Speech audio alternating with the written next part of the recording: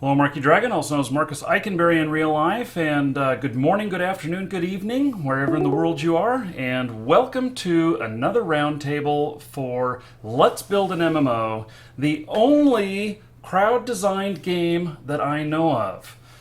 We may be pioneering new ground here, you and I, along with the help of the developers from NeoJack. It is quite an honor, actually, to work with them. And so, for those of you who are joining us for the first time, what this is this is the first time that we know of where we took an engine and we took it straight to you and said, okay, let's make a game. So everybody's like, well, what kind of game? Well, said, okay, let's start with medieval fantasy MMO, and then everything else has been designed by all of you at these roundtables. Now, we have some upcoming stuff that's going to be really great. We had planned to launch the Kickstarter on Monday. We have delayed that to Thursday. We think Thursday will be a better day, and so that is what we are planning on. And so 1 week from today, we will be launching a Kickstarter and funding this game, making it happen. I'd like to welcome everybody here on the Google Hangout. Hello, everyone. Hello, Marcus. I'm okay. Hello. What up? What up? Yeah, okay. You should say that in a bullfrog voice. What up? What up? Yeah, there you go. Great. Okay. What up? I'm not sure whose voice that was. Evils! This is my unfiltered voice. Oh my god. You wonder why I keep that filter on. Yeah. Put the shroud back over your face. We don't want to see it anymore. No, it's not a shroud, it's a hood. Respect the hood. Oh, okay. Yeah. Respect to the hood. So, anyway, today's topic is combat. And so it's a pretty open area. I didn't come with any preconceived notions of how combat is going to work, except that, I know what it's like to wield a sword, and so just because, I have one back here, which, by the way, the contest for that is live right now on my YouTube channel. Yay! So after Give me a this, sword. go to my YouTube channel, and all you do is got to comment to win. Long story behind that, but that Frostmourne sword. So do you guys need inspiration? Do you need to see the sword? No, I think I'm good. Oh, damn, I was going to show it off again. Anyway. Well, you can There do it is. anyway. There it is, Don't right have- back there. That's the Frostmourne sword. So, okay. Now, let's discuss combat. And first of all, let me ask a question that I think I already know the answer to, but I'm going to start here anyway. Should we have combat in the game? Yeah? Yes. Does that feel like a dumb question? A little bit, There yeah. Of there course. are no dumb questions, only dumb people. Only dumb answers. No, dumb people. There is no dumb questions, only dumb people. I see. So, okay, well, okay, so if we're going to do Feisty combat, what does combat look like? Anybody want to start? Come on, I'm being polite here. Somebody No, go. no one has a vision of which combat. Oh, definitely not first person. Là, j'ai pris le calvaire de la poule. Allez, on va I have an idea. Okay. Does anyone know how the combat in Terra Online is?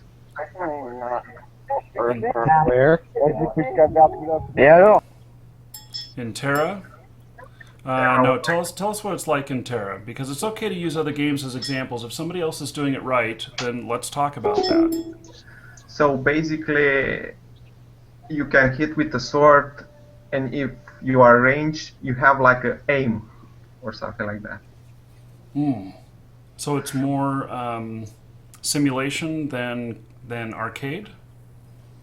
Well, basically, you can shoot like a frostbolt or fireball or something, and if the other player avoids it, it's a miss. Oh, so they can like dodge. and stuff. Yeah, but it's a bit flawed in that game if you have tried, because the maximum range is like 20 yards for every class, so that's a bummer.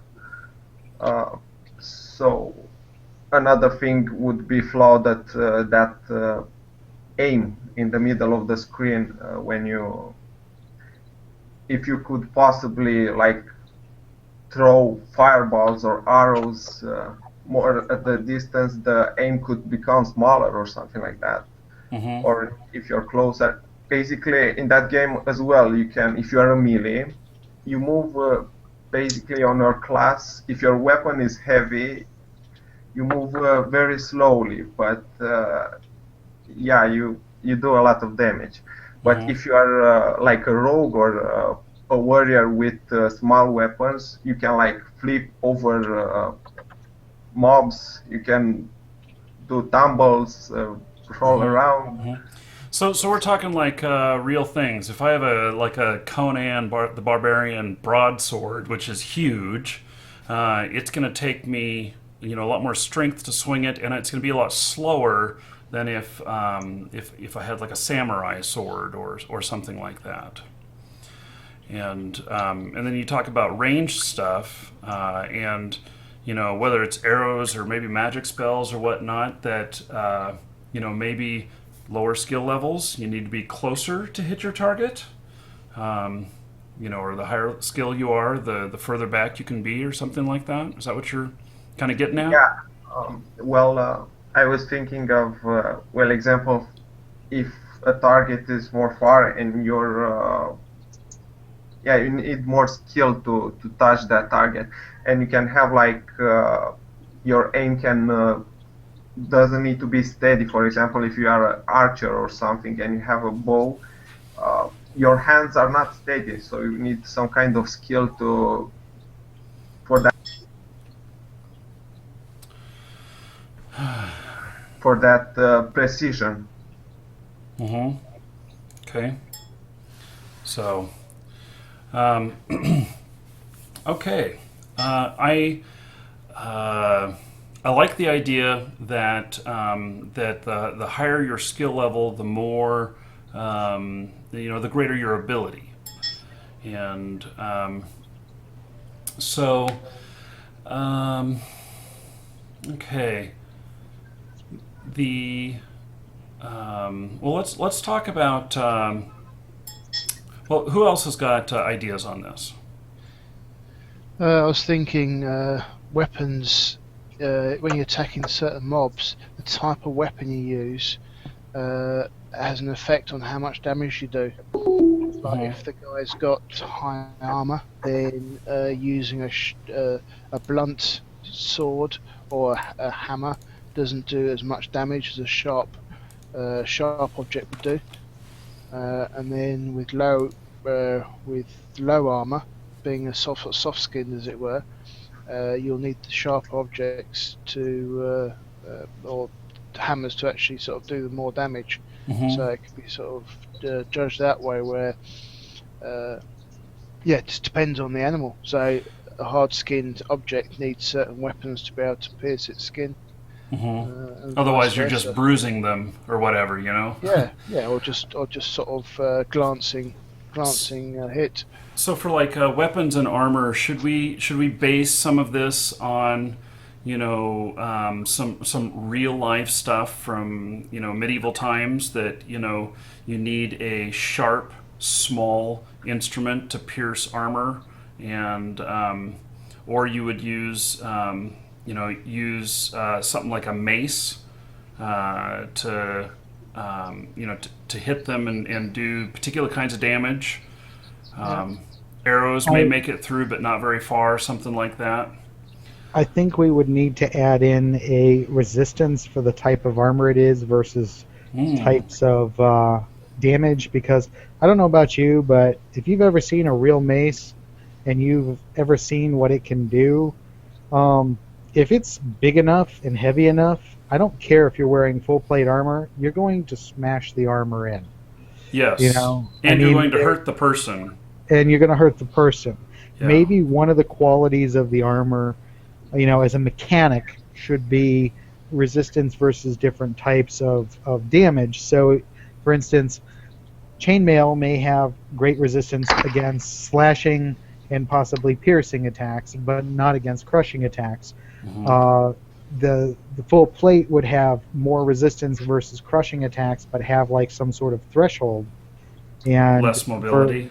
Well, the mobility issue is a separate issue. Okay. That could be a separate quality for the armor. I think your skills should have an effect on it, definitely. I concur that different types of attacks on different armor should have different effects on the armor, but I don't think, for instance, it should be a straight, like, if you're wearing full plate and you get hit with a mace, it's half damage, or it becomes non-lethal. Because, frankly, if you hit somebody hard enough with a mace, I guarantee you it will be lethal. I mean, there are examples where people have been hit with mauls, and they found the armor, centuries later, where there's this big hole in the armor from where the mace hit. On top of that, quality of the armor should also play into the equation. factors, the equation, because a lot of times in medieval times, full plate, if it was poorly made, would shatter if hit with a mace. It wouldn't bend, it would shatter. So if you got a low quality iron armor, you risk actually getting a shattering effect on the armor, then you don't have the armor at all. So the next shot may kill you. So I think maybe we need to have some sort of secondary mechanic where the armor takes damage. And this is where magic comes in real heavily for adding strength to the armor, or resistances, or the quality of the builder, the quality of the craftsman to make it a higher quality of armor. So I think one of the things I'm going to do is I'm going to bring a special guest onto the show at some point, and someone who is a fellow, not like a guy, but more like above professor of medieval weapons and armor. Ooh. And so I'm getting that lined up, and I think that as far as how one type of weapon would do damage and everything, I think we're going to be able to get a lot of that information from this person. And I just wanted to mention that I think we're going to go there in another episode and fine tune in on what kind of weapons are for piercing and what do they go good against, and how that all played out, and what we're not trying to replicate medieval times per se, but we certainly want to take inspiration from it, because it's a very good model to start from. And all I know is I want a halberd. Oh, does somebody want to chop somebody up from 6 feet away? Yeah. I want to poke them and then slice them. And I think also maybe a knockback mechanic as well. Oh yeah. So that affects combat of mobs dramatically. What? Yeah. For example, in Terra, if you were hitting like a critical or something like that, I remember some abilities like knock it down the mob, and you have like a 1 second or 2 seconds bonus to react and give more damage. You've stunned them in effect. Yes. Yeah, I would be stunned, taking a critical hit. Well, it depends on what part of your body and how critical it was. Well, I don't know. I stub my toe and I fall down. Well, that's I'm just saying. Problematic. It's movies are not real life. When you get shot, you don't know what the hell to do, no matter what. I can't say I have a whole lot of experience with that. I did get shot in the arm one time. But it was a very small bullet, and I'd had a lot to drink too, so that's probably why I didn't fall down. It also depends on whether or not you're wearing a bulletproof vest. I was not. Instead of being like a piercing attack that stings like a motherfucker, it's like a hammer hitting you in the chest, like a sledgehammer. It really sucks. Yeah, completely take your breath away. So, let's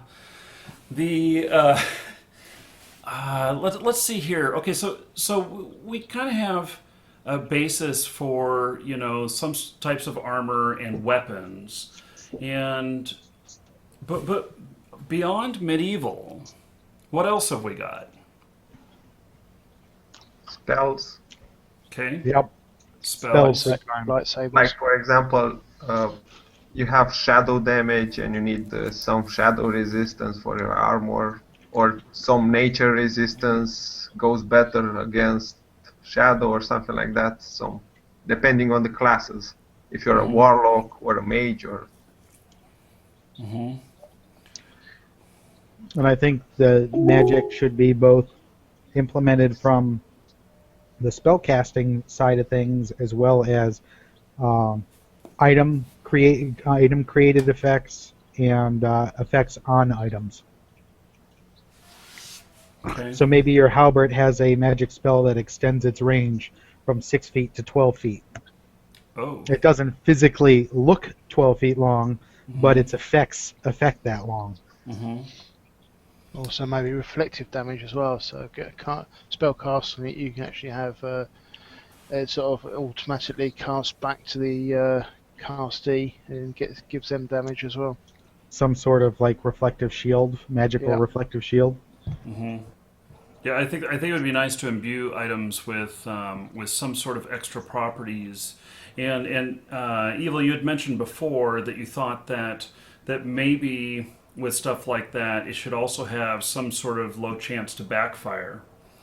And like either fizzle out or reflect the wrong way or something like that. I think that should be dependent on the skill level of the crafter as well as the skill level of the user. For instance, if you don't know what a weapon can do and you just use it and it has some magical side effect that you don't know about, like for instance, you find an arrow, it's a really cool arrow, you think it's magical but you don't know what it is, and you end up grabbing it out of your quiver to use in a combat, and then you find out that that arrow you just shot at a guy 12 feet away has a 20-foot radius fireball attached to it. Oops. Awesome! You didn't know it happened. You didn't know how it happened. You just, Ooh, I like that. It gives players incentive to actually find out what they're using. Using a sword. How about poisoned weapons? Peasant weapons? Poisoned. Oh, poisoned weapons. Yes, that's Sure. another aspect. Yes. I want to. I think that would be good to be able to And poison. about poisoning yourself by mistake for something like that. When you're trying to get a new sword and you're grabbing it by the blade and The wrong cutting end. yourself. We used to have in Ultima Online you could make poison, and it seems to me that you could accidentally poison yourself while concocting your potions if your skill level wasn't high enough, and you couldn't necessarily remember which blades were poisoned and which ones were not, but poison was a resource, and so you wanted to keep them separated for the reason that it was expensive to use poison on your blades, and it only worked for so long, and so you didn't want to waste that on just going out and fighting common creatures. You wanted to save that for when you're being chased by a player killer or something like that, and you turn around and poke them and keep running. So You made me think now, like finding rare plants or things, going to mountains or very hard zones to reach and get like the flower, then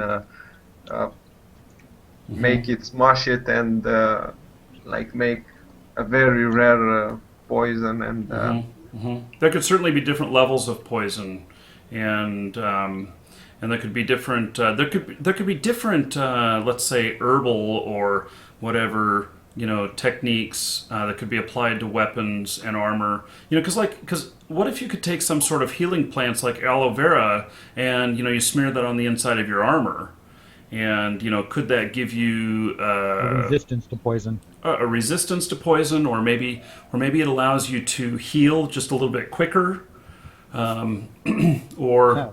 So much for that sunburn from the fireball.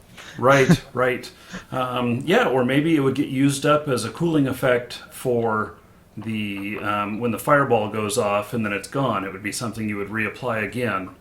I could totally see things on weapons and armor that are one-time use, and so when you're going out into town or whatnot, you might look very normal, but your garb or your armor or whatever might be treated in particular ways to help keep you from getting ganked. Yeah. And so, or when you're going to go out on a mission to kill somebody else and you're not going to fight anything else along the way, you may totally set yourself up for the best chances in a single skirmish, whatever it is. Skirmish. Yes. And it could then be something that goes away quite quickly, but may help you get the sneak attack. Or a critical hit on the first hit. So, And all your weapons and armor could be glowing certain colours for different types of enchants.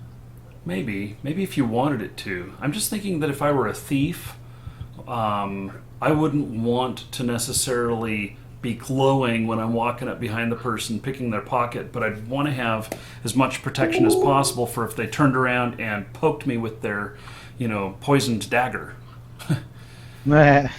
So, And then you are picking the wrong pocket. that's right. Or you reach in and you get stabbed by their knife. Or you have a trap inside their pocket. Oh, that could totally be part of combat too. I could Yeah. totally see that. Yeah. I know that one part of combat too is I've been stolen from in the middle of fighting someone. Oh, dude, that's gotta suck. It does, but it's like you go and pull the next arrow and all my arrows are gone. And that's happened to me before, but on the thievery side of the skills of that, they weren't able to rifle through everything and pick what they wanted. They would just do a blind grab. It was the convenient thing to steal. Guys, Yeah. how about ambushes? Ambushes? Yep. Mhm. That involves camouflaging yourself before somebody can see you. You get your first attack. Yeah, like he said with the glowing thing, you cannot be having glowing, but you can have some kind of camouflage, like invisibility or something. Yeah. I like that idea as well. They in Lord of the Rings, they had their cloaks and Yeah. everything.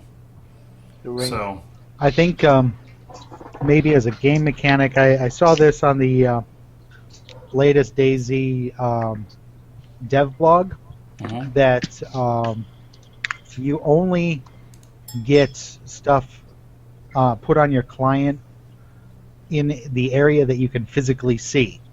So you don't even know. So it's much harder to use aimbots and stuff. Oh yeah, because if you can't see them, you can't target them. Exactly. So if they can set up some sort of game mechanic like that, which would also limit cheaters as well, Mm-hmm. you don't see them, and maybe it's a camouflage skill for each player versus the players that are walking through. Mm-hmm. Their perception.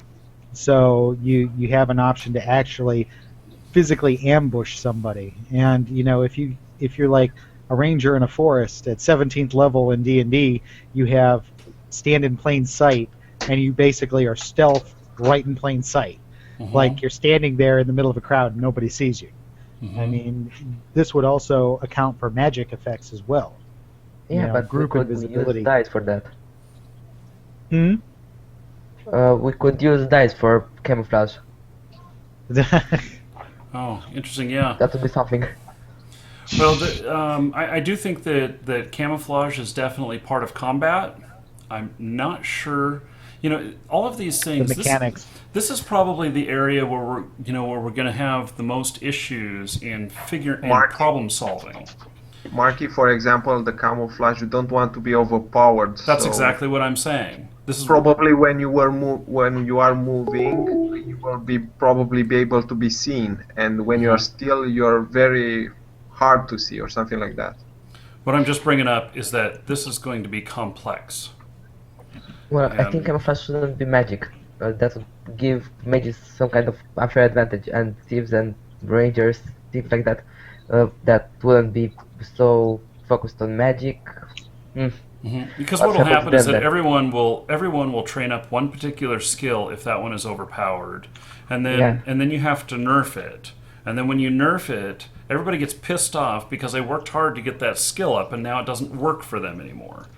Yeah, And magic already has buffs, spells, teleport, and things like that. If we give them camouflage too, it would be very overpowered.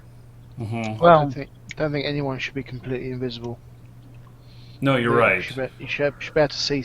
I mean, even if it's like in Predator, where there's like a blurry shadow that walks across, at least you can still see them if they're moving.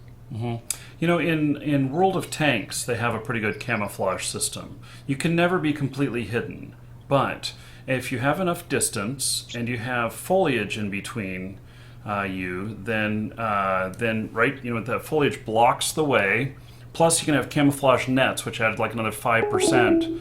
And the mechanics of it are that the closer they get, the more chance that they're going to be able to see you. And if you fire your weapon, then everyone sees you. Yeah. Because you've just created this loud boom or whatever, and so of course everybody's seeing you. So it could be used something similar to that. Maybe for spells, you do it like D&D, where you are completely invisible, minus certain effects. Like, for instance, some creatures are immune to the fact, or are immune to invisibility spells. And some people may have skills that negate that, like they have a magic skill that negates that. But once you attack somebody or take an action that interacts with the environment, the spell goes down. Because you have to have some sort of ambush mechanic. Admittedly, camouflage could become very powerful in certain environments, but in other environments it might be completely useless. For instance, walking in a forest, having some sort of camouflage skill and spells would make you pretty close to invisible at a distance or even closer in. However, in a dungeon, that skill is completely useless. If you're in the middle of an open field, it's much harder to stay camouflaged than it is in a forest or someplace where there's lots of background breakup of your vision.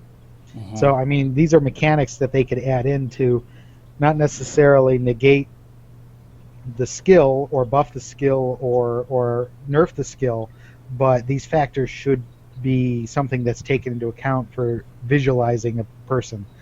And the example of like the ranger with hide in plain sight is an example, an extreme example of a very high skill level.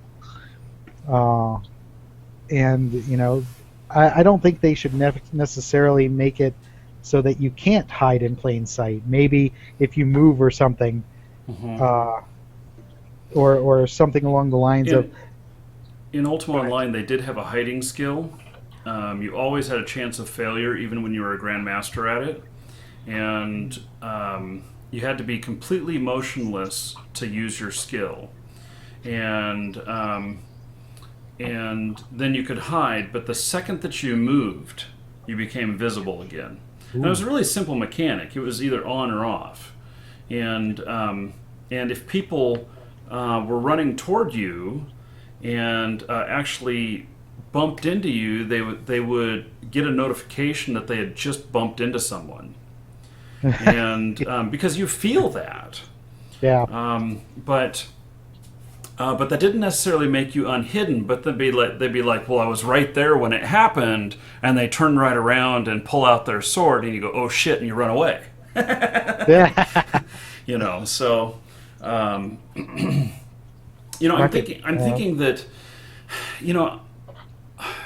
here's my worry, and it's being expressed in the chat room right now too, is to be careful what we build at this point, because a lot of the stuff we could be stuck with for very deep into the game. Yeah.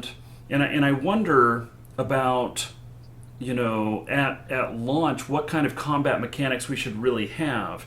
Should we have some simpler things with a goal to make it more complex, but just take it one step at a time, so that we get each thing right as it's implemented, and then keep moving on. And then a year from now or 2 years from now, it's one of the most awesome combat systems there are. But at the beginning, it might be a bit more simple. Marky, Yeah.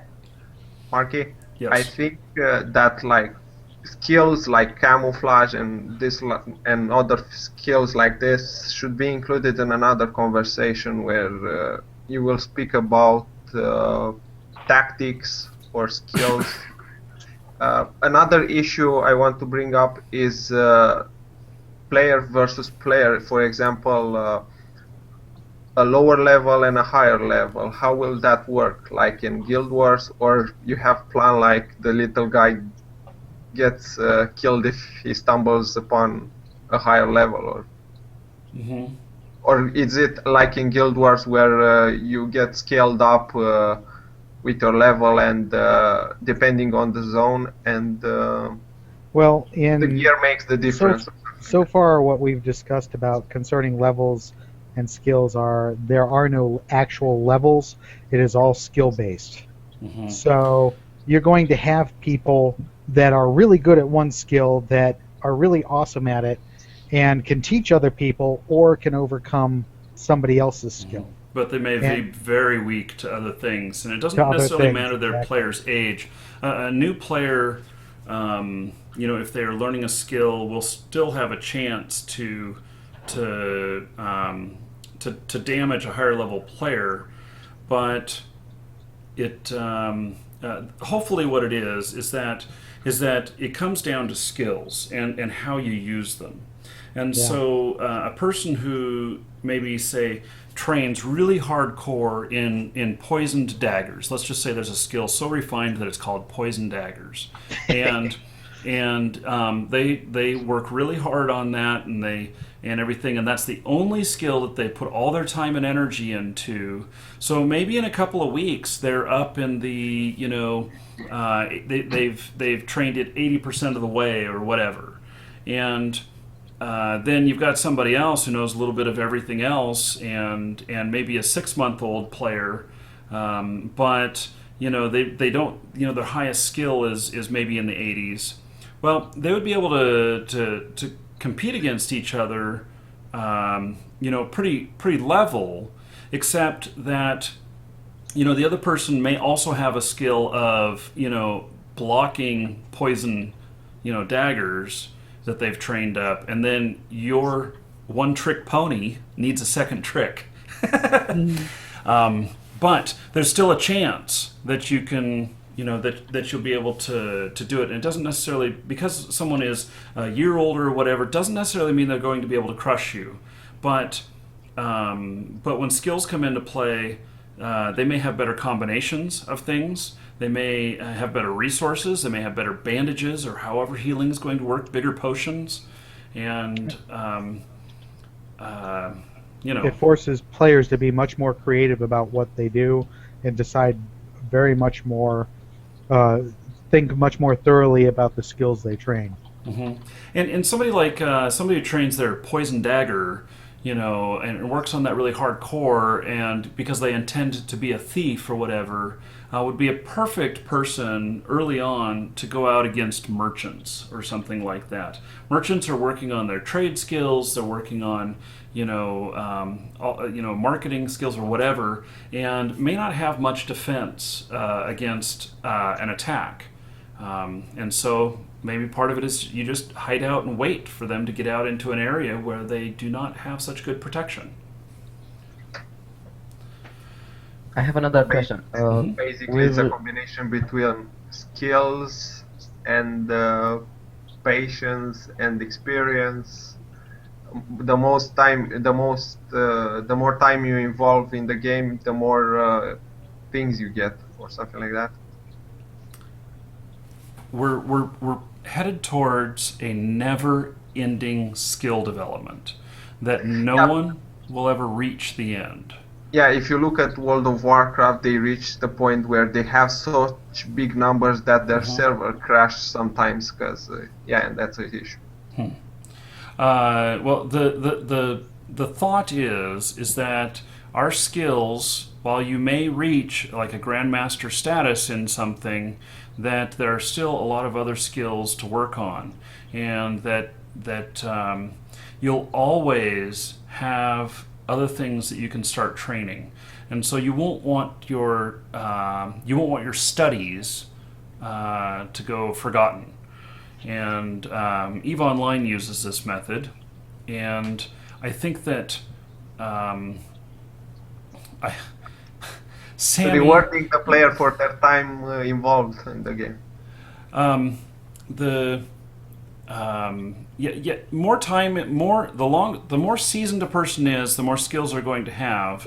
But it really starts boiling down to what kind of combinations you put together and stuff like that as to how effective you are. And to be a better rounded player, you're going to have to be an older player.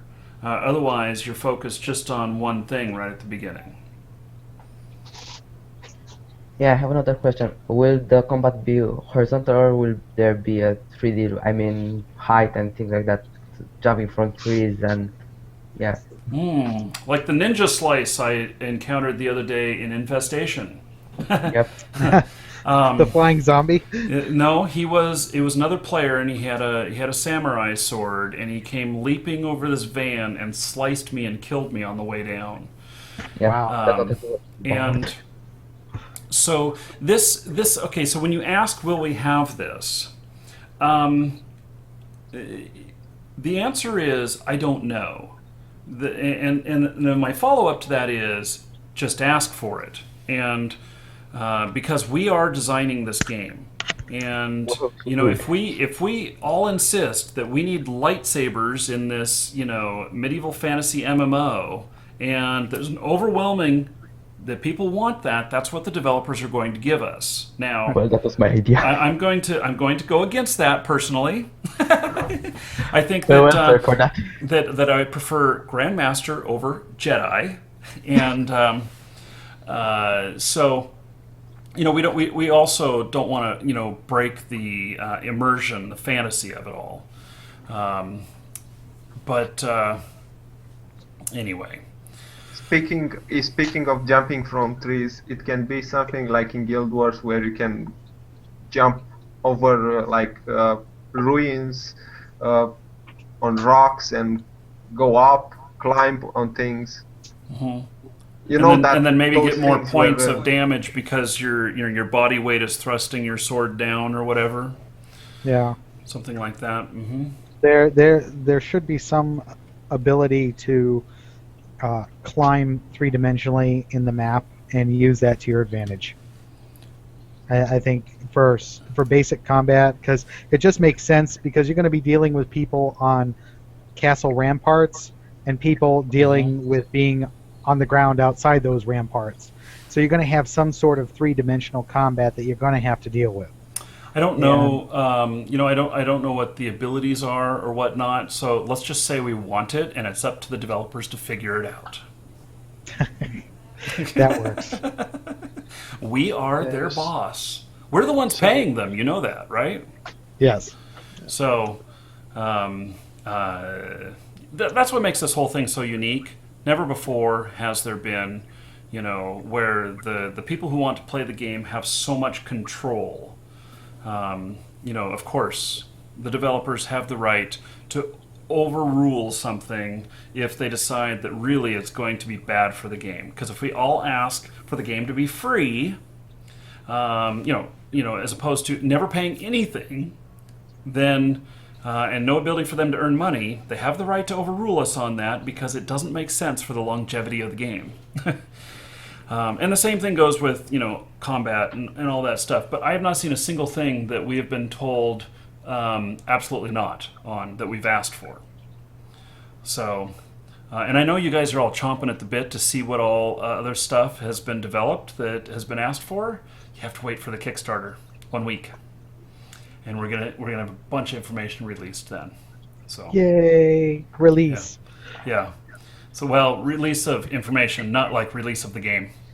Damn it! So yeah, we got a ways to go before we're playing it, but the engine is done for the most part, and so now we're all in the designing of it and stuff, and so and I have seen some behind the scenes stuff that is mind blowing because what they've done is they've exceeded our expectations in some things. We asked for something, and they took it to a whole nother level. So. Nice. Yeah. I can't wait to play with it and to talk about it and everything. So, Let's be the EverQuest next killer. Sorry. well, each game has its own charm. I'm not trying to. I don't want us to be any particular game, but I certainly, if EverQuest Next or some other game has something that works really well, we should take a look at that, Okay. because maybe we want to incorporate some of the best parts of that. So, and that's okay, because I don't know if you guys know this or not, but like all of these medieval fantasy MMOs have a basis from Tolkien, even Dungeons and Dragons. Oh, I know. And so it's not like this is anything new. It's not like we're stealing or anything. It's that we're being creative with the things that we've seen have worked well, and we make them into our own, and just do a better version. How about the riding combat? Riding combat, like as in jousting? Mounted combat. On a horse or something. On a what? On a horse. Oh, on a Or- horse. Yes. Mounted combat of some Yes. sort. So if there's one thing that I want to do, that would be I want to have javelin competitions, jousting. Yeah. And while it would be very ineffective in combat as a spectator sport, it could be quite a lot of fun. And it's almost like a mini game. But javelin stuff, you probably would not get a kill out in the wild with a javelin unless it was a sneak attack, a one-shot deal. But I would assume they would hear this horse running at them. Boy, Well- you have not ever seen. You obviously have not seen Lord of the Rings, the second movie. We will probably want to shoot arrows or cast spells from riding a dragon or something. Yeah. That's the idea. Yeah. Well, you better inform the dragon of this before you do it. Yeah, well, Fighting the dragon part. well, you By the way, we need talked dragons. about yesterday of taming last roundtable. You talked about taming your mount or something like that. Or convincing it to work for you. Yes. Hey, well. Dragon Yeah. is taking Yeah. money. Taming it and then training it. Or steal an egg from the dragon's lair and then raise it yourself, the egg. That's So pretty then great. all of a sudden you're playing what's her name in Game of Thrones? Khaleesi. The Khaleesi. Yes. Yeah, that's I a great mean, idea. But that- you're nowhere near as cute. no, I won't be as cute, but I would love to have dragons like that. Yeah. I'll leave that up to my wife. She can be cute with dragons. And of course, that automatically makes you a enemy right off the bat. An enemy you might not want to have. Mm. Yeah, but You dragon stole my is very rare. babies.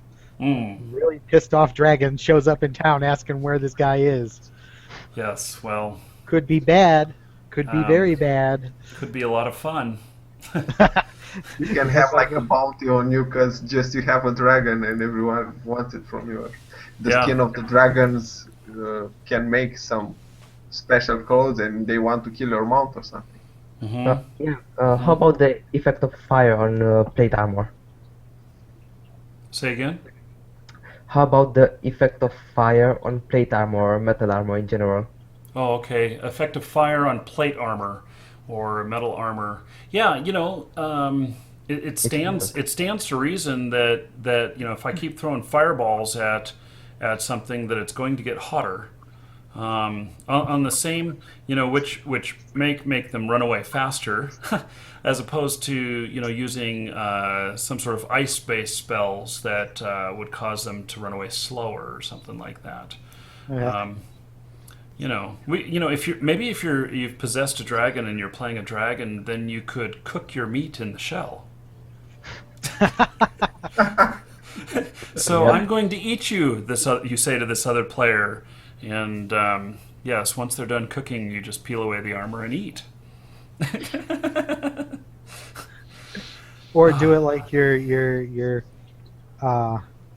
eating pistachios, where you just stick the whole nut in your mouth and pop it spit out the open with the shell. teeth and spit out the shell. Oh my goodness. Well, this is all fun items in combat. Okay, well, I think we have. I think what we've discussed here is pretty much the vision that I had that we would have, and I think that my recommendation is that we start out a little bit simpler, and there needs to be we all have a lot of training to do with our characters, and so it's okay maybe that when we start out that we have some simpler weapons, some simpler spells, and everything, and then as people are getting trained up into higher levels, that the developers are keeping everything in balance and adding these higher level weapons, armor, spells, all of that as we go.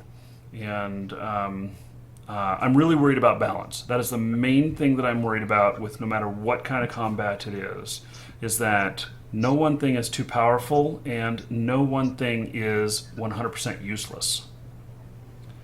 Yeah, So- magic forms a bit powerful, a bit too powerful. There is But a range and elemental. That's gonna be very effective against anything melee. Well, and Also- maybe they're just not as powerful.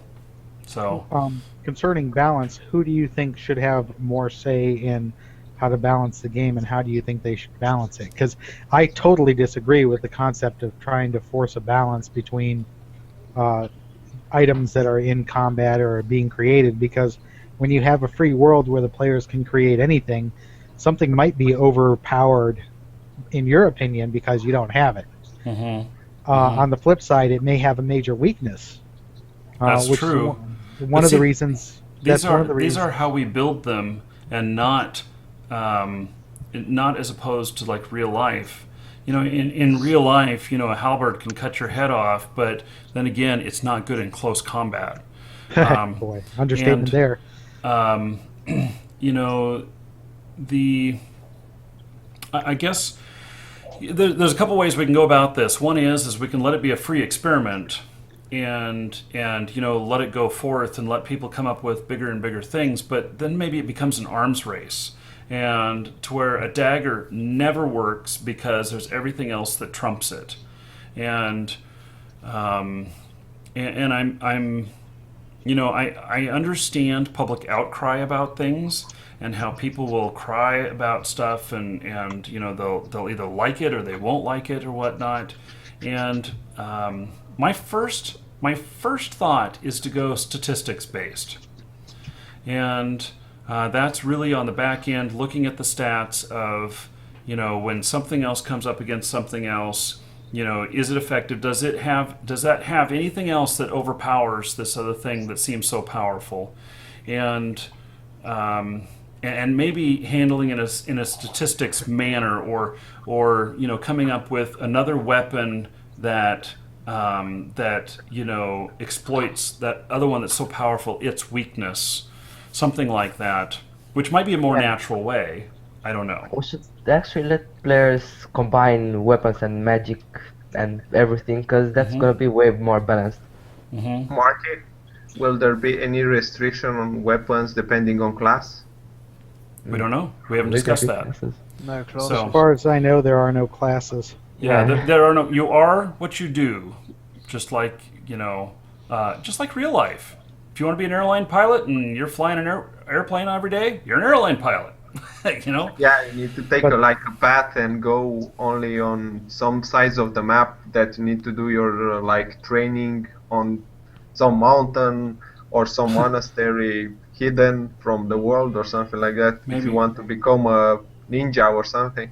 Yeah, well, you know, these are all things that that we're going through as we do this. We have a lot more roundtables to come, and we'll just keep trucking through all this and putting it all together, and hopefully we have something pretty fabulous at the end. We're out of time for today, so thank you all for joining. Several new faces that were here today. Thank you, and the rest of you, there's a link in the description underneath the video if you're watching this live, and in the videos to our forums where you can post your well thought out ideas, and they get rated, and the good ones rise to the top, and they get accepted by the developers or rejected, and then the ones that are accepted, you get to see them go all the way through implementation. So go give your 2 cents there. They also watch the show. They've been watching right now. So anyway, take care, everybody. And I'm not sure when the next show will be, but I'll list it on the schedule. My schedule is wrong right this minute. It has to be updated because just before the show I found out that we're bumping everything until Thursday. So if nothing else, live show on Thursday, kickoff party for the Kickstarter. And yep. So take care, everybody. See you later. Yeah. Bye-bye. Bye.